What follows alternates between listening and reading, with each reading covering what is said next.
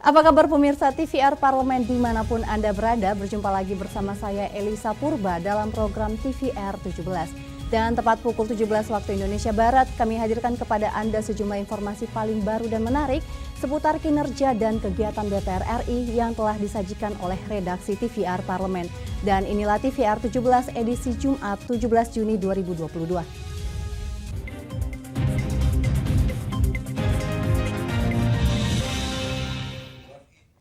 Pemirsa, pemerintah telah mendatangkan 800.000 dosis vaksin PMK dan akan langsung didistribusikan ke sejumlah daerah di Indonesia. Komisi 4 DPR mengapresiasi langkah cepat pemerintah dalam menangani wabah PMK dan menghimbau pemerintah gunakan skala prioritas dengan memprioritaskan penyuntikan hewan di daerah yang berstatus zona merah. Komisi 4 DPR RI mengapresiasi langkah cepat pemerintah dalam mendatangkan dan mendistribusikan vaksin ke daerah sesuai skala prioritas nasional. Pemerintah akan melakukan vaksinasi hewan secara nasional akibat maraknya kasus penyakit mulut dan kuku pada hewan ternak. Adapun jumlah vaksin yang disediakan pemerintah nantinya berjumlah 800.000 dosis. Menanggapi hal tersebut, anggota Komisi 4 DPR RI Sulaiman Hamzah mengapresiasi langkah cepat pemerintah untuk mendatangkan vaksin dalam rangka penanganan wabah PMK hewan.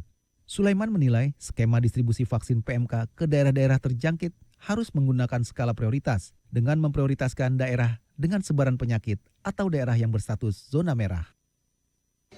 Saya kira itu ada skala prioritas ya, jadi tidak bisa dibagi rata begitu saja, tetapi diprioritaskan kepada daerah-daerah yang terserang untuk menyelamatkan ternak yang masih ada di situ. Itu kemudian daerah lain juga dibagi porsinya sehingga sekali jalan itu bisa teratasi beberapa daerah gitu. Bisa pergerakannya lebih cepat. Dari data yang terdeteksi sekarang kan sudah bisa dialokasikan vaksin itu dikemanakan saja. Sehingga dengan demikian kita harapkan penanganan secara simultan untuk semua daerah itu semakin hari semakin kondusif supaya penyebaran bisa dicegah sebisa mungkin. Lebih lanjut, Komisi 4 DPR RI akan melakukan pengawasan distribusi vaksin PMK di beberapa daerah yang terjangkit virus PMK. Komisi 4 DPR RI juga mengingatkan pemerintah untuk memeriksa kesehatan hewan ternak, khususnya hewan kurban yang benar-benar bersih dan steril dari virus PMK. Vinita dan Teddy, TVR Parlemen melaporkan. Badan Anggaran mendorong pemerintah untuk membuat perencanaan kerja yang mengarah pada pertumbuhan ekonomi yang inklusif dan berkelanjutan. Pemerintah diharap fokus pada permasalahan bangsa dan memastikan semua program yang telah direncanakan bisa terlaksana dan tepat sasaran. Badan Anggaran atau Banggar DPR RI berharap pemerintah fokus pada permasalahan bangsa dan memastikan semua program yang telah direncanakan bisa terlaksana dan tepat sasaran. Dalam rapat Badan Anggaran DPR RI dengan Kementerian PPN Bappenas, Wakil Ketua Badan Anggaran DPR RI Edi Baskoro Yudhoyono mendorong pemerintah untuk membuat perencanaan kerja yang mengarah pada pertumbuhan ekonomi yang inklusif dan berkelanjutan. Edi Yudhoyono meminta Kementerian PPN Bappenas untuk menaruh perhatian khusus pada 3 hal, yaitu sektor ekonomi, komoditas pangan, dan pengurangan kemiskinan. Hal tersebut harus dilakukan secara menyeluruh agar terwujud pemerataan pembangunan, khususnya infrastruktur sampai ke desa-desa. Bappenas, pemerintah secara keseluruhan mendorong produktivitas berbagai sektor ekonomi di Indonesia. Ekonomi kita harus terus meningkat karena kita tidak ingin rezim defisit 3% ini terus menganga, kita harus kembali ke sana lagi pasca COVID-19.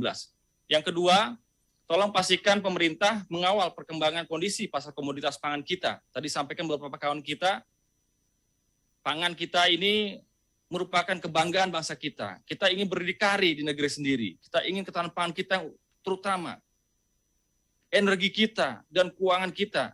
Jangan sampai ke depan kejadian di dunia atau global events itu justru berdampak besar terhadap negara kita. Dalam rapat panitia kerja ini, Kementerian PPN Bappenas menyampaikan 8 sasaran rencana kerja pemerintah tahun 2023, 4 diantaranya adalah pertumbuhan ekonomi, tingkat pengangguran terbuka, indeks pembangunan manusia, dan tingkat kemiskinan. Khusus pertumbuhan ekonomi ditargetkan mencapai 5,3% hingga 5,9% di tahun 2023 mendatang. Hanifah Febi, TVR Parlemen, melaporkan. Komisi 11 DPR RI mendesak pemerintah mengoptimalkan penggunaan keuangan negara untuk menjaga daya beli masyarakat dan tetap menjalankan program perlindungan sosial agar ekonomi nasional tidak melemah. Hal ini terkait dengan kenaikan suku bunga global dan terjadinya inflasi di berbagai negara. Terkait dengan kenaikan suku bunga global dan terjadinya inflasi di berbagai negara, Komisi 11 DPR RI mendesak pemerintah mengoptimalkan penggunaan keuangan negara untuk menjaga daya beli masyarakat dan tetap menjalankan program perlindungan sosial agar ekonomi nasional tidak melemah. Bank Sentral Amerika Serikat mengumumkan kenaikan suku bunga sebesar 0,75 menjadi 1,75 demi menekan harga barang yang terus melonjak. Menanggapi hal itu, anggota Komisi 11 DPR RI Heri Gunawan mengatakan pemerintah harus melakukan langkah antisipasi terhadap lonjakan suku bunga dan inflasi global.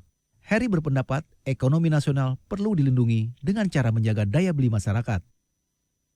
Dengan catatan kalau toh ini memang agak terbatas, tentunya pemerintah memiliki langkah-langkah lain yang kami harapkan, seperti misalnya memberikan bantuan dalam artian bantuan perlindungan sosial seperti bansos dan lain sebagainya yang bisa menggerek daya beli masyarakat.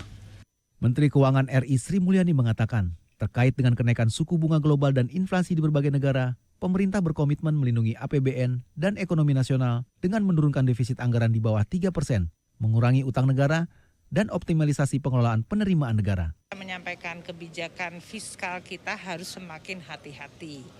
Pertama untuk tahun ini, alhamdulillah kan kita mendapatkan penerimaan windfall ya, yang berasal dari pertama kenaikan harga-harga komoditas.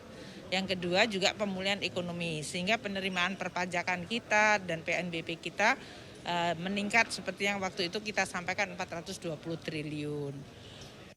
DPR mengingatkan pemerintah untuk mengantisipasi tingginya harga beberapa komoditas global yang dikhawatirkan berdampak kepada kenaikan harga bahan pangan nasional.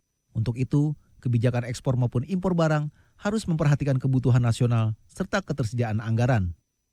Hilman Hidayat dan Teguh, TVR Parlemen melaporkan. Ketua DPR RI Dr. Honoris Causa Puan Maharani membuka acara Kick-Off Meeting P20 sebagai keynote speaker di Kota Surabaya, Jawa Timur pada Rabu 15 Juni lalu. Dan laporannya sesaat lagi, pemirsa, tetaplah bersama TVR 17.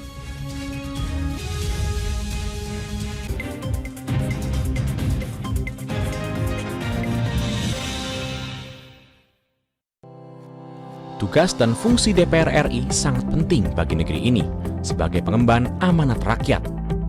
Namun tidak banyak yang tahu apa saja fungsi dan tugas dari DPR. DPR mempunyai 3 fungsi pokok, yaitu legislasi, anggaran, dan pengawasan.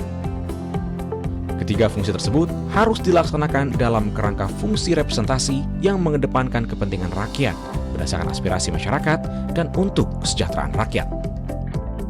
Dari fungsi legislasi, DPR RI mempunyai tugas dan wewenang untuk menyusun dan menetapkan program legislasi nasional bersama dengan pemerintah, menyusun dan membahas rancangan undang-undang, menerima rancangan undang-undang dari DPD, membahas rancangan undang-undang yang diusulkan oleh Presiden ataupun DPD, menetapkan undang-undang bersama dengan Presiden, menyetujui atau tidak menyetujui peraturan pemerintah pengganti undang-undang yang diajukan Presiden untuk ditetapkan menjadi undang-undang.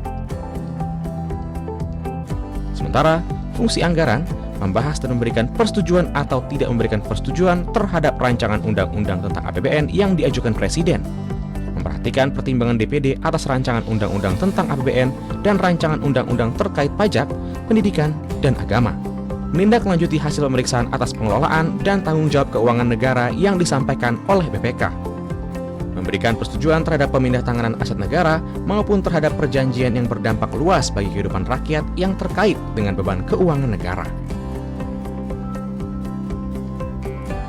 Dan fungsi pengawasan, melakukan pengawasan terhadap pelaksanaan undang-undang, APBN, dan kebijakan pemerintah, membahas dan menindaklanjuti hasil pengawasan yang disampaikan oleh DPD terkait pelaksanaan undang-undang mengenai otonomi daerah, pembentukan, pemekaran, dan penggabungan daerah, pengelolaan sumber daya alam dan sumber daya ekonomi lainnya, pelaksanaan APBN, pajak, pendidikan, dan agama.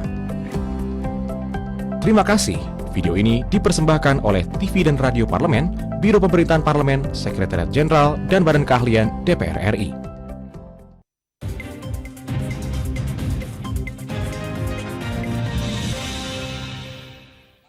Masih bersama kami di TVR 17, DPR RI terpilih sebagai tuan rumah Forum P20 pada 6 hingga 7 Oktober 2022 mendatang di Jakarta. Acara tersebut akan menjadi perhelatan pertama dari rangkaian pertemuan Forum Ketua Parlemen G20. Kick-off meeting P20 merupakan pembukaan atas rangkaian pertemuan menjelang P20 Summit yang akan dihadiri oleh Duta Besar Negara G20 dan negara-negara undangan. Berikut liputan mendalam yang telah dirangkum oleh tim redaksi TVR Parlemen. Ketua DPR RI Dr. Honoris Causa Puan Maharani membuka acara kick-off meeting P20 sebagai keynote speaker di Kota Surabaya, Jawa Timur. Acara tersebut akan menjadi perhelatan pertama dari rangkaian pertemuan Forum Ketua Parlemen negara-negara anggota G20. Sebagai upaya membangun sinergi dan kolaborasi antara DPR RI dengan stakeholder terkait yang menjadi bagian agenda tersebut, DPR RI mengadakan pertemuan perdana atau kick-off meeting sebagai pembukaan atas rangkaian pertemuan menjelang P20 Summit pada 6-7 Oktober 2022 mendatang. Ketua DPR RI Dr. Honoris Causa Puan Maharani menjelaskan pembahasan isu prioritas dalam forum P20 diharapkan dapat mendorong pemulihan sekaligus membawa misi pembangunan masa depan yang lebih kuat dan lebih solid. Tidak hanya itu, komitmen global agar pulih bersama akan menjadi agenda yang diperbincangkan di berbagai forum multilateral parlemen tersebut.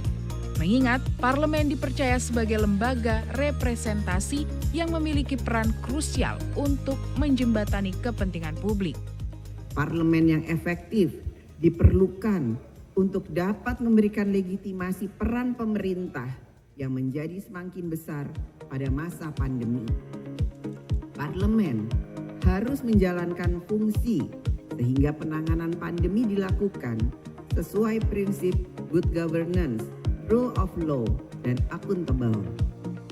Pelaksanaan berbagai fungsi parlemen diperlukan untuk meningkatkan kualitas kebijakan pemulihan dan dengan semangat membangun lebih baik pada masa pasca pandemi atau build back better.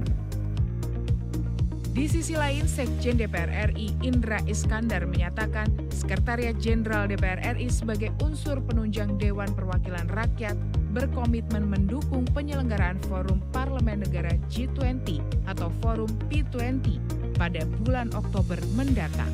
Indra mengungkapkan pertemuan para ketua parlemen negara G20 merupakan kesempatan yang sangat berharga untuk menunjukkan bahwa Parlemen Indonesia memiliki peran penting dalam upaya pemulihan pasca pandemi COVID-19. Sehubungan dengan tema yang diangkat pada pertemuan G20 yaitu Recover Together, Recover Stronger. Momen P20 kali ini diharapkan akan memperkuat komitmen bersama dan upaya yang telah dilakukan selama ini. Salah satu hal penting yang perlu kita ingat bersama adalah pemulihan ekonomi yang berkelanjutan dan adil harus dikawal oleh parlemen, sehingga tidak seorang pun akan ditinggalkan dalam proses tersebut. Sesuai dengan visi SDGs yaitu No One Left Behind. Indra menambahkan penyelenggaraan forum P20 yang akan dilaksanakan di Komplek Parlemen nanti juga merupakan sebuah kesempatan bagi DPR RI untuk memperkenalkan profil Parlemen Indonesia, terutama bangunan bersejarah yaitu Gedung Nusantara yang memiliki hubungan erat dengan sejarah pemerintahan Indonesia. Pertemuan Badan Kerjasama Antar Parlemen atau BKSAP DPR RI dengan Vice Chair Indonesia European Parliamentary Friendship Group dalam rangka menjalin hubungan kerjasama terbuka dan mencapai kesepakatan terkait isu yang akan dibawa pada perhelatan event P20 yang akan diadakan di Indonesia sebagai tuan rumah.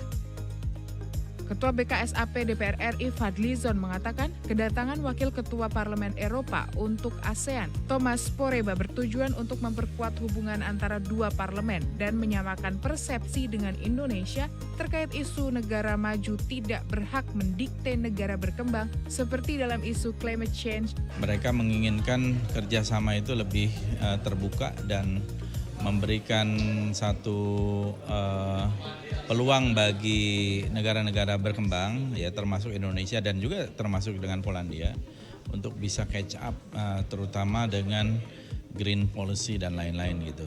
Di samping itu juga sangat mendukung bagaimana isu-isu yang selalu dihembuskan kepada Indonesia terkait dengan batu bara, terkait dengan palm oil dan atau deforestasi yang kadang-kadang menyudutkan kita. Sebenarnya kita sudah banyak sekali progres yang dilakukan untuk memperbaiki keadaan itu dengan program-program yang sangat pro lingkungan, yang sangat green gitu ya. Indonesia sebagai tuan rumah akan memperkuat jalinan kolaborasi parlemen-parlemen di negara G20 tersebut dalam menghadapi tantangan dunia di masa depan. Kepemimpinan Indonesia di G20 juga merupakan satu momentum yang berharga untuk menunjukkan bahwa Indonesia adalah bangsa yang besar dan memiliki potensi ekonomi yang sangat terbuka. Tim TVR Parlemen melaporkan. Wacana peralihan kewenangan proses uji dan penerbitan surat izin mengemudi atau SIM dari kepolisian kepada Kementerian Perhubungan terus bergulir. Instansi mana yang sebenarnya berwenang untuk menerbitkan surat-surat bagi kendaraan bermotor? Informasi lengkapnya sesaat lagi pemirsa, untuk itu tetaplah bersama TVR 17.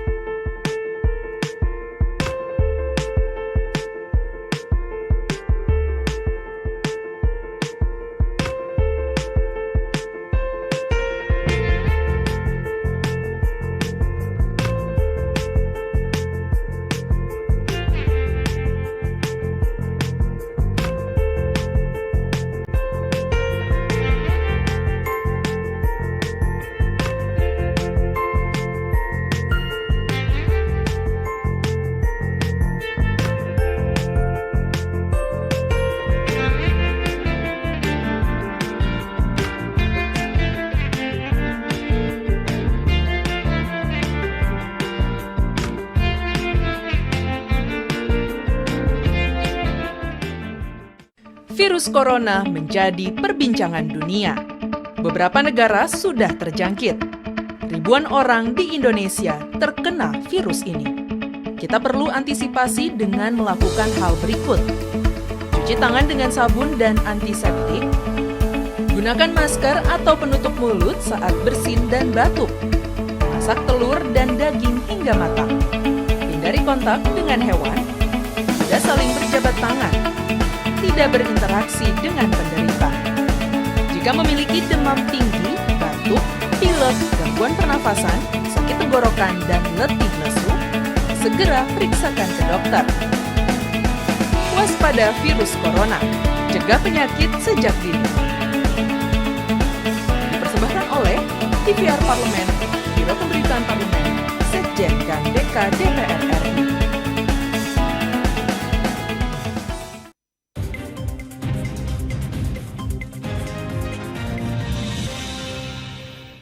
Kembali di TVR 17, terkait wacana peralihan kewenangan penerbitan surat izin mengemudi atau SIM, Komisi 5 DPR RI menilai kewenangan tersebut patut dialihkan ke Kementerian Perhubungan.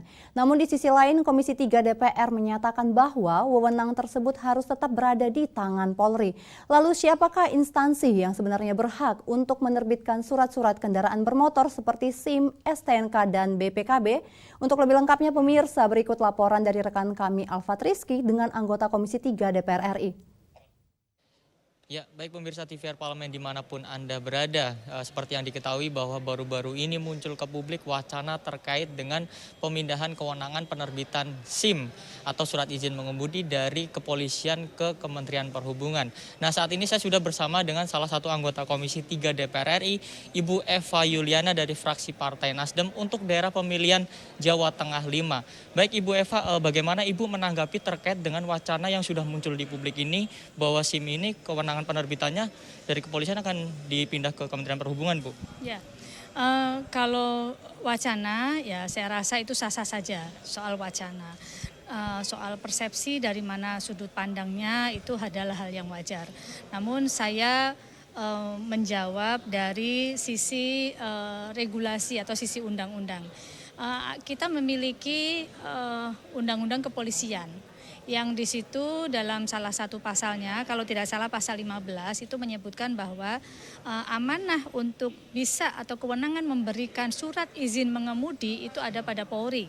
Nah, kalau dari sisi landasan hukum itu saja, maka untuk merubah seperti tadi wacana yang sedang berkembang itu tentu prosesnya sangat panjang menurut saya. Nah, sementara ini di Komisi 3 belum ada rencana ataupun wacana untuk membahas soal undang-undang kepolisian. Nah, itu yang pertama. Yang kedua, sarana untuk pemberian atau sarana untuk proses pembuatan SIM atau ujian untuk mendapatkan SIM ya, itu sementara ini ada di atas lahan milik Polri di tingkat wilayah masing-masing setahu saya. Dan kemudian bangunannya pun juga dimiliki oleh Polri. Oleh karena itu sekiranya wacana itu mau dilanjutkan, saya rasa ada beberapa PR yang panjang untuk mewujudkan wacana tadi yang sedang berkembang. Kan dari pelayanannya untuk penerbitan SIM itu juga untuk dari pengusulnya itu dinilai bahwa pelayanan yang saat ini itu rumit, Bu, seperti itu. Jadi misalkan untuk ujian saja, untuk lulus saja itu rumit seperti itu, Bu. Nah, menurut Ibu pandangannya seperti apa, Bu? Sebenarnya untuk saat ini seperti apa, Bu? Ya, saya rasa tidak rumit ya. Saya rasa ini dilaksanakan sesuai dengan prosedur yang ada. Coba kita bayangkan misalnya untuk mendapatkan surat izin mengemudi itu mudah dalam artian tidak perlu dengan ujian yang sangat detail dan spesifik. Maka yang terjadi adalah resiko terjadinya pelanggaran dan resiko terjadinya hal-hal yang tidak diinginkan di lalu lintas itu akan semakin meningkat. Nah, oleh karena itu memang dalam ujian itu perlu ada standarisasi yang ketat menurut saya, sehingga memang ini meminimalisir hal-hal yang tidak diinginkan di lalu lintas. Itu menurut saya. Bu, selain dari untuk pemindahan izin penerbitan, itu ada juga usulan terkait SIM ini seumur hidup, Bu. Nah, bagaimana Bu Eva melihatnya kasus ini, Bu? SIM seumur hidup, ya saya pernah mendengar wacana ini. Nah, sekarang surat izin mengemudi itu kan terkait dengan kondisi fisik seseorang. Terkait dengan kemampuan seseorang dalam mengemudi di perjalanan, mengemudikan kendaraan. Nah, ketika ini menjadi seumur hidup, maka tidak ada waktu untuk melihat atau mengevaluasi apakah kemampuan si orang yang memiliki izin ini masih bisa diberikan atau tidak terkait dengan kemampuan dalam berkendara. Misalnya mohon maaf, misalnya terjadi ada penurunan kemampuan dalam penglihatan, penurunan kemampuan dalam motorik seseorang. Tentu ini akan menentukan surat izin mengemudi diberikan atau tidak. Baik, Ibu, terakhir dari saya, Bu, mungkin Ibu kira-kira memandangnya seperti apa? Ibu apakah setuju bahwa SIM ini penerbitannya dialihkan ke Kementerian Perhubungan atau tetap di kepolisian saja, Bu? Menurut saya tetap ya, dengan melihat pertimbangan yang tadi saya berikan. Soal undang-undang, terus kemudian soal sarana prasarana yang sekarang ini berdiri untuk proses mendapatkan surat izin mengemudi. Baik, Ibu terima kasih atas waktunya. Ya pemirsa, seperti yang disampaikan Ibu Eva tadi bahwa untuk Ibu Eva sendiri juga tidak setuju bahwa penerbitan SIM ini beralih ke Kementerian Perhubungan. Sekian pemirsa yang dapat saya laporkan langsung dari Nusantara 1 DPR RI. Saya Alfat Rizky mengucapkan kembali ke studio. Baik, terima kasih rekan kami Alfat Rizky, dan sesaat lagi pemirsa kami hadirkan kepada Anda sorotan media nasional seputar DPR RI. Usai jeda tetaplah bersama TVR 17.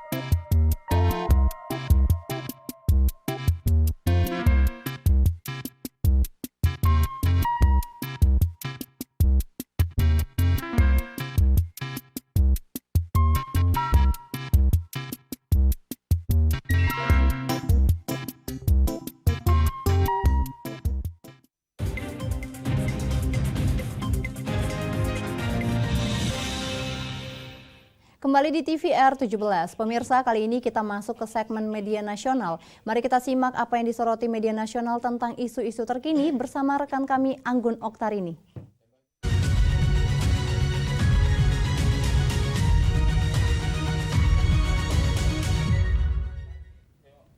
Terima kasih rekan Elisa, dan apa kabar pemirsa? Pemirsa TVR Parlemen, mari kita bahas apa saja yang menjadi headline media online hari ini. Kali ini mengenai DPR meminta pemerintah sigap tangani lonjakan COVID-19 kembali. Mengingat kasus COVID-19 kembali marak naik. Anggota Komisi 9 DPR RI Neti Prasetyani dalam beberapa media online ini disebutkan pemirsa bahwa meminta pemerintah agar menyiapkan langkah antisipatif dalam penanganan COVID-19 yang mulai meningkat dalam sepekan ini. Pemerintah perlu mengambil tindakan untuk menekan penyebaran kasus COVID-19.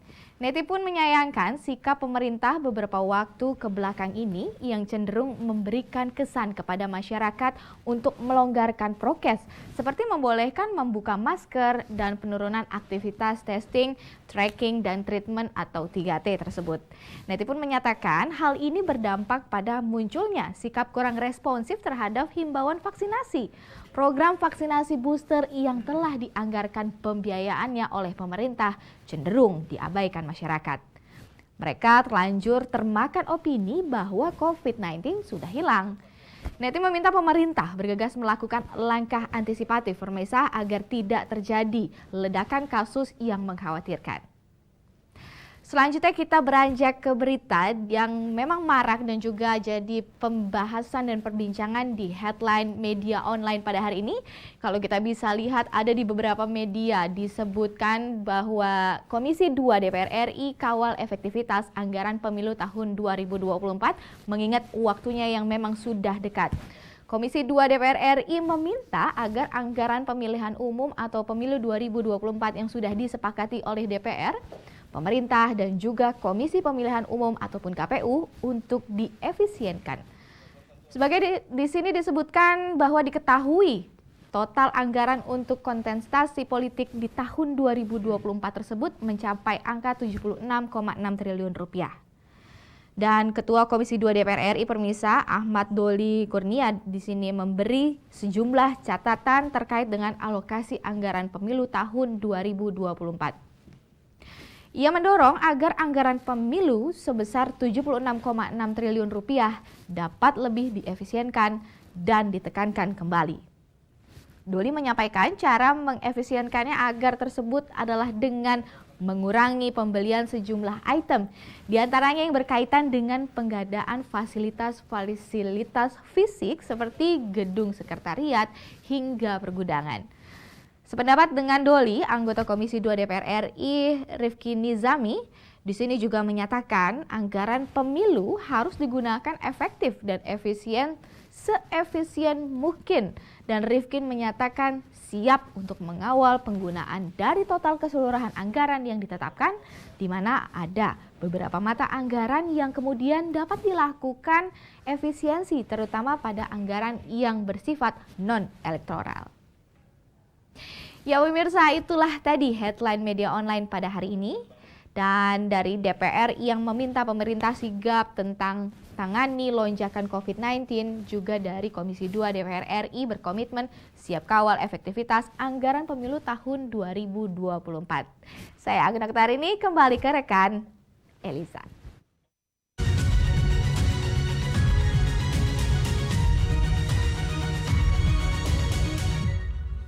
Baik, terima kasih rekan Anggun yang telah menyampaikan sejumlah sorotan dari media online nasional pada hari ini. Dan pemirsa TVR Parlemen, segmen media tadi sekaligus menutup perjumpaan kita pada program TVR 17 edisi sore hari ini. Jangan lupa kembali kami ingatkan virus COVID-19 masih ada. Untuk itu terus taati protokol kesehatan dimanapun Anda berada.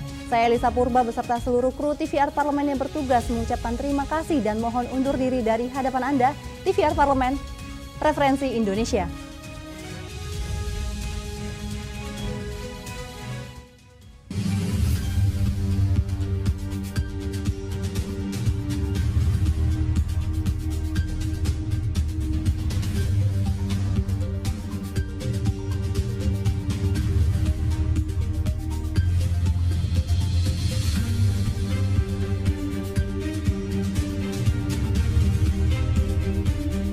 Badan Akuntabilitas Keuangan Negara atau BAKN sebagai alat kelengkapan dewan yang